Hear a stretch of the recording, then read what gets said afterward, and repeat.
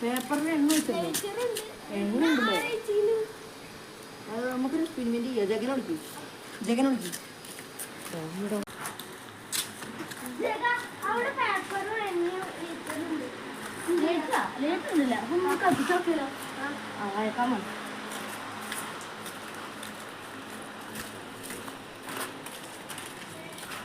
അപ്പൊ നമ്മളെ എക്സ്പീരിയൻസ് ആണ്. ഒന്ന് കത്തിച്ചോക്കാം.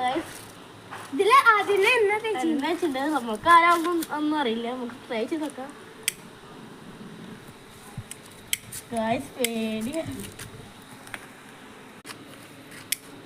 ഇതൊക്കെ ഞാൻ ചെയ്തത്.